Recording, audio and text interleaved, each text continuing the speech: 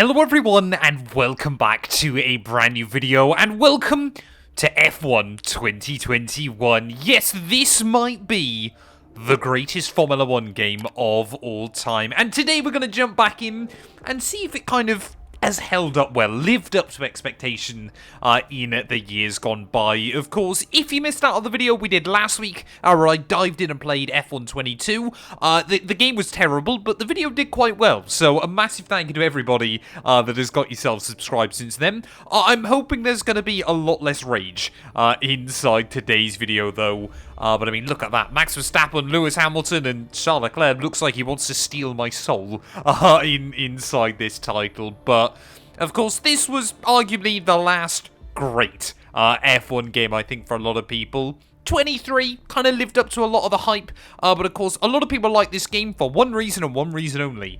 It was the last one that EA didn't touch, which I'm aware with obviously all the news going on at the moment. The EA has been bought out by the Saudi Arabians. There's been quite a lot of controversy with that. So, for all I know, I might be out of a job quite soon. So if you aren't already, please do make sure you hit that sub button. It would be greatly, greatly appreciated. Of course, we had the very first, I believe, breaking point inside this title. Of course, that now trilogy, I believe it was meant to be, is all over. I want to do at some point a live stream where I go through all of the breaking points and try to play them in one go. So we can do like the whole story in one huge segment.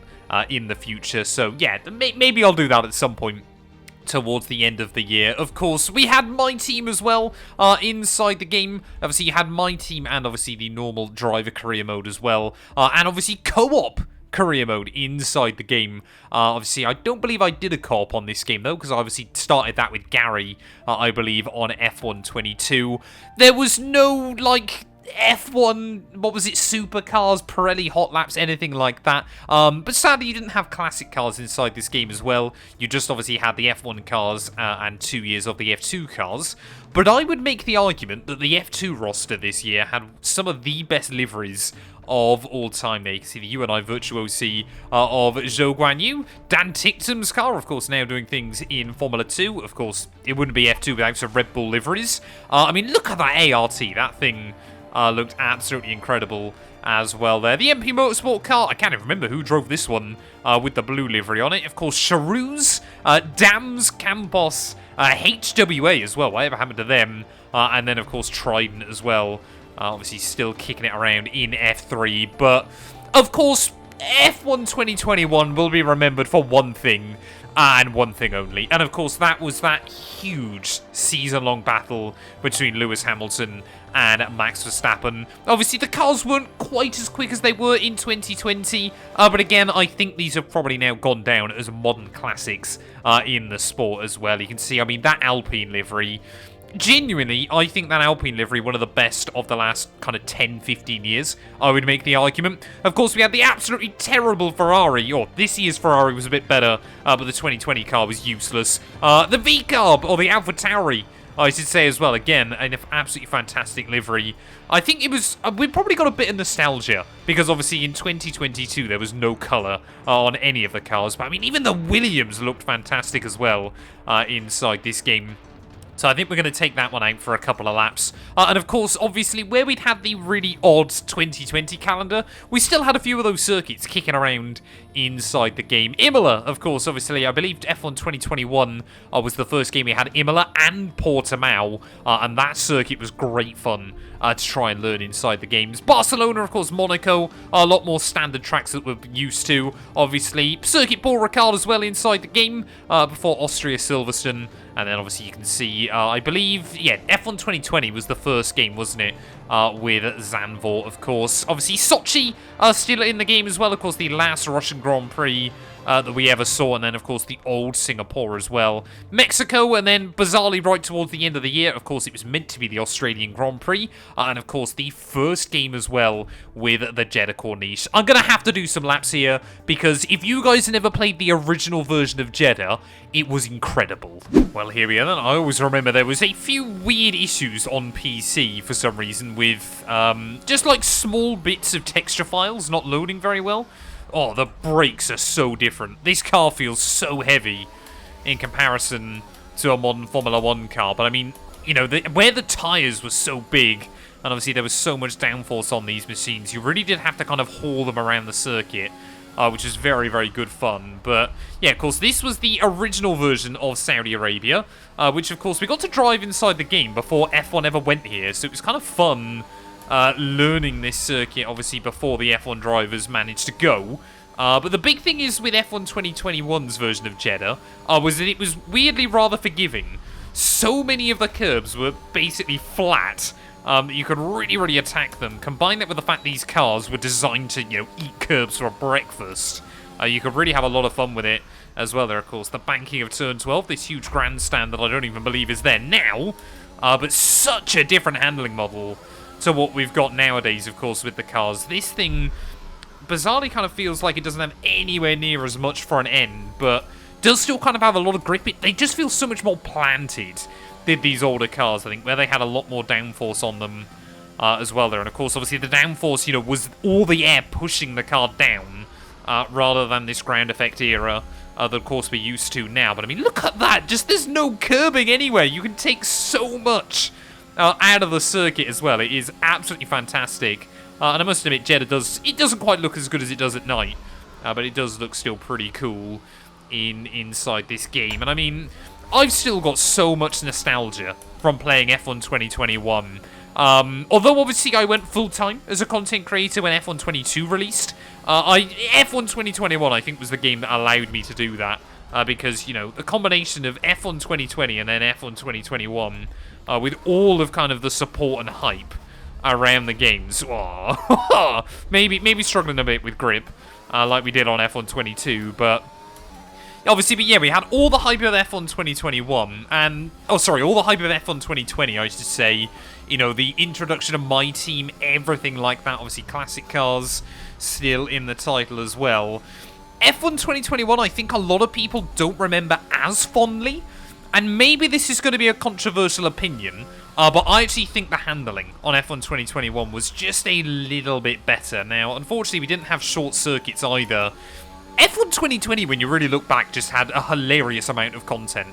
And all kind of good, fun content inside the game as well. But, yeah, 2021, it was kind of like they lost some of those extra features, those things that were nice to have inside of the title.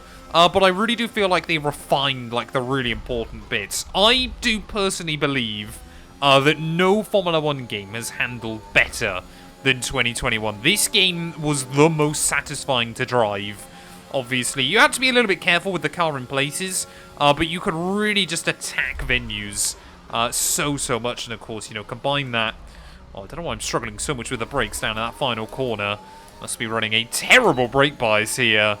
But yeah, you can have a lot of fun as well. Obviously, the AI in career mode were really good. Obviously, we'll do a race with them in just a moment as well. But it was kind of, I think, you know, a combination of F1 2020 with COVID. Obviously, you saw a lot of your favourite content, or, you know, real-life F1 drivers obviously messing around with the game, having a lot of fun with it. And that kind of carried over into F1 2021. Because, of course, you know, the world was still a very, very peculiar place. And although, yeah, we lost, like, the classic cars and stuff from the game, my team was still very, very good, still quite fresh in a lot of people's mind. Driver career mode as well was hugely popular. I remember doing a Williams career mode, actually, inside this game as well. That was a lot of fun. I think I just kept getting mechanical failures, though, right towards the end of the season, if I remember correctly, when we were trying to win the World Championship. But, yeah, obviously, you kind of still had... You know, everyone kind of watched all the, you know, YouTubers and content creators playing F1 2020. I believe this game hit the highest peak we've ever seen for concurrent players on an F1 game, which was something ridiculous, like 35,000? Which I think, for reference, F1 25 has probably matched about 8,000, if I had to guess, on Steam. So... yeah, this was, I think, the most popular game. I can't even begin to imagine how many copies Codemasters sold. And they must have thought they hit the lottery. And, of course, someone else realised that they hit the lottery. That, of course, was EA. So, bought them out rather swiftly. This was kind of the last true Codemasters title. And then, of course, we got supercars. And you could buy a sofa on F1 22 and everything like that. These things, though, the change of direction on them is brutal. I'm going to do a race, though. I don't even know where I'm going to head yet. But, yeah, the handling model on this game, it's weird to go back to, but I just remember it being so much fun. Welcome to the Black Sea resort of Sochi, host to Russia's first ever Formula One race. The drivers are getting ready, so let's join them for the start of the Russian Grand Prix.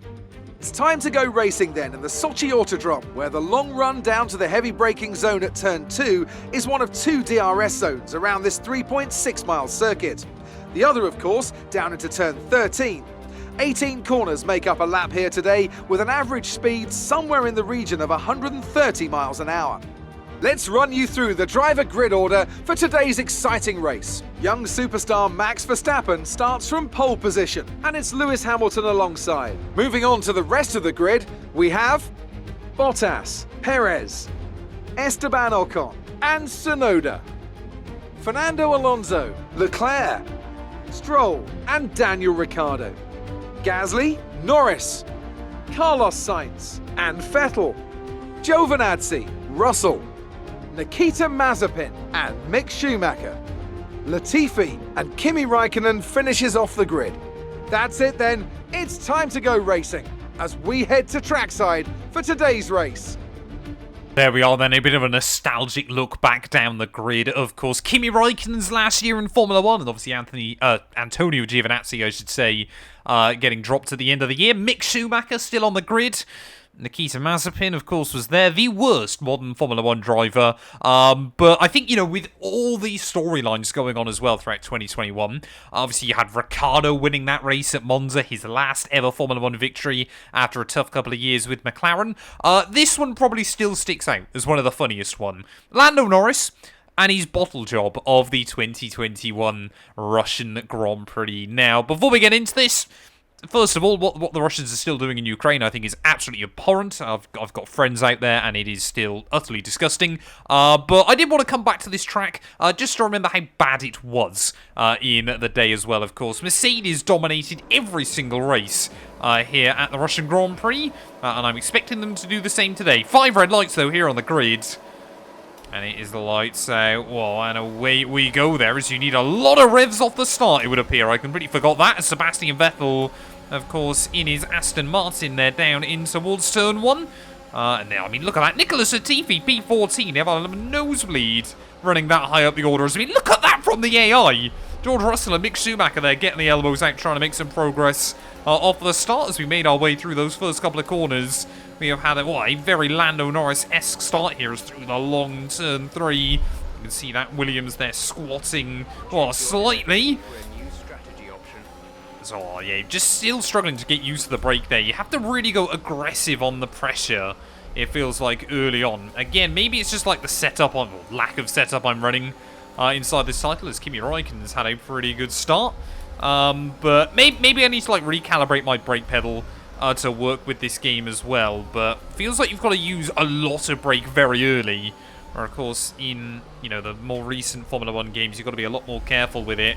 But yeah, this circuit though of course was terrible in Formula 1 throughout most of its time in the sport. It was only really this last Grand Prix that I think kind of people remember it to be slightly better than it usually was, because yeah, pretty much every other race here was quite boring. I cannot get this thing slowed down. We'll see if we can do that again then. I'm going to move the brake bias around ever so slightly so it's a bit more front-facing. There we go. Wow, that feels a lot better. Still very sensitive to lockups though. But at least they kind of feel quite gradual inside this game as well. You can kind of... It was certainly a game where you had to be really brave to try and maximize it. But of course, it's one of those things, isn't it, where people say... it doesn't really feel like the F1 games change year on year. If you go back and play one that's a good few years old, you can really notice a lot of the differences. And I think it was, again, why people hated 22 so much, was that 2021, once you got used to it, was a really fun game to kind of push. It felt rewarding when you could kind of try and maximize it as well as the AI. I mean, not quite sure why Giovinazzi there is trying to turn across me. Do I just suck at these older games? I think I just suck at these older games, don't I? It does take a little bit of time to get back used to them again. But yeah, the AI as well on this game were, well, really, really good. As again, well, Giovinazzi, come on, man, have mercy. It's only George Russell now at the rear of the field then that's behind us in this race. But, I mean, yeah, just, there's so much weight in these cars. Like I said, of course, you know, you had to generate the downforce from, obviously, the air pushing down on them. Which, of course, we don't deal with anywhere near as much now in modern Formula 1. But, yeah, it's such a different driving experience, but kind of feels a lot more almost natural, I think. You know, the ground effect cars, they're fairly fun to drive on, like, F125, and especially, I think, on F123, are really, really satisfying when you get hooked up. But these things kind of drive more like traditional race cars, I think it's safe to say. You know, you've got to get a lot of the braking done early. You've obviously got to try and get the car slowed down and rotated. And then, of course, you know, it's very much brake, rotate, throttle. Feels like with the modern cars, of course, you've really got to try and drag speed into a corner, which doesn't really work with these things, because we are definitely getting a little bit better with it as well. I'm probably not painting F1 2021, well, in the best light there, as you can just see. Well, still really, really struggling with it. But I mean, yeah, obviously the other things that are important to a lot of people, the graphics, of course, doesn't really feel like we've seen much of an upgrade, I would say, since probably earlier than this. I want to say it was probably around like 2018, 2019, was really kind of where we saw a step in towards the modern era, of course, as computing power and everything like that got a whole lot better as well. This is probably not helped by the fact I'm on, I think, like 105 AI, which does take some getting used to. But yeah, one of the big things as well, I think, was always about trying to get used to how much curb, you know, you really had to take on this game as well. You could really launch the car over the curbs, and of course, where that weight came from the top of the machine, you know, it would kind of stay planted, unlike, you know, these modern cars where you lose a lot of the downforce when you get unsettled there. And I mean, look at that. As long as obviously you're not being completely stupid with it, you know, you can kind of try and push the car and it will grip up on the exit of corners. I'm definitely getting more and more used to it. Again, he says, suddenly goes to, yeah, just another little lockup. But even then, you can kind of under-rotate the front and then get it back again, which I think is really, really satisfying, obviously, when you do get it hooked up. Yeah, I think a lot of people would be shocked if you went back to F1 2021 now, as to just how different kind of things handle inside this game. But it is still, like I said, really rewarding when you do get it right. And that's something I think really, really important as well there, is obviously Perez, his first year over at Red Bull, but it is Lewis Hamilton then who's trying to keep the Mercedes streak alive. But, I mean, yeah, it was just, I think, like I said, I think it was the perfect storm for F1 2021 of there was so much hype coming out of 2020. Yes, we lost a few of the important features, which was a little bit of a shame. Or, sorry, the less important features. Obviously, short tracks were gone, but nobody really cared because, you know, you had your Imola, your Portimao, and obviously a couple of other fun circuits, Jeddah as well. Of course, it's still on the calendar to this day. And as we saw, that layout of Jeddah, that original one, was so, so satisfying to try and get laps hooked up on. Classic cars, obviously, unfortunately, were dropped, but honestly, people kind of look back at classic cars with so much nostalgia. I remember, like, playing with them and doing races with them and things like that. Not that many people actually used them back in the day, which I always thought was a bit of a shame, but not too surprising either, in, you know, when all is said and done. And ultimately, again, you know, if the way you have to kind of drive these cars does feel, you know, difficult to begin with. They can be quite punishing, especially, like I said, on the brakes. But, you know, you had to use a lot of engine brake. You had to try and get them rotated. But it kind of felt like you can get used to them. I mean, you can see it throughout this session. We are getting more and more used to this car and kind of how you have to drive them. And that was really, really good fun as well. You know, like I said, they kind of cut out a lot of the stuff that wasn't so important. But between this and F1 2020, they just kind of refined a few things as well. And then, of course, obviously, 2022 was awful, as we saw in last week's video. Whoa, as well there. I mean, look at that again. You can push it over the limit, and then rather than just immediately the back end overtakes the front, you can kind of get it back as well. I forgot just how slow you got to be through some of the lower speed corners. as well there. But yeah, apart from myself doing my best Lando Norris impression of bottling races, and George Russell further behind, looks like Nikita Mazepin at his home Grand Prix has been shuffled right away towards the very back. Of course, I'm sure I'll get questions about it. How on earth do you get this game now on PC? Good luck is all I'm going to say. You can try and get like a key. Apparently you can go through like abandonware and things like that. But it is always a shame, you know, that due to licensing, these older games do get taken down. Which, yeah, is a bit of a shame as well. But ultimately, you know, that's the way the cookie crumbles. And trying to find one of these older games now is... I mean, on Xbox and PlayStation, you shouldn't struggle too much. Just go into any used game shop. And it'll probably be there, but... I think, yeah, 2020 and 2021 now are very much kind of hidden gems, aren't they? Or not so hidden gems anymore. People I'm always seeing are wondering how on earth they can get access to these older games as well. But Max Verstappen, he ends the Mercedes dominance here around the Russian Grand Prix at the Sochi Autodrome. Finally, the Dutchman will get a victory here as well. We lose all of our wing in towards the final few corners as well. Not the ideal end to this race. Definitely kind of, yeah, it's quite weird going back to these older cars. I do want to do a series, though, where we go through and obviously try and win a world championship in all of the older F1 games as well. But through the final couple of corners, though, we are going to come through for P19 here. Probably hurts less than the result Lando Norris had IRL. But anyway, let's head over and we'll get this game on our ranking board.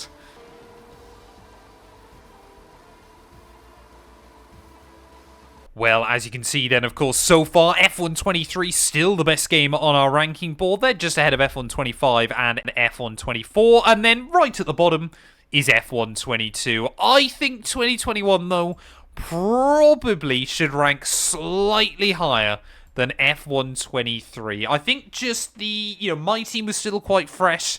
The way the car's handled, although, yeah, has been a bit weird to go back to, I think was still more fun than F1 23. Helped, of course, massively by the fact the IRL season was incredible. You know, 2023 was one of the most boring seasons of all time when it came to a World Championship battle. Of course, you compare Verstappen's easiest championship to his toughest as well there. But yeah, ultimately, I think there was just a lot of good things going for F1 2021 as well.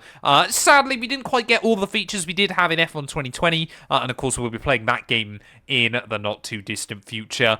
Thank you all so much for watching, though. If you have enjoyed, please do make sure you leave a like, get yourself subscribed. Let me know where F1 2021 would rank in your leaderboard as well. Like I said, we will be back very soon with F1 2020, but for now, that's going to do us. And we'll be back very soon with more Formula 1 content.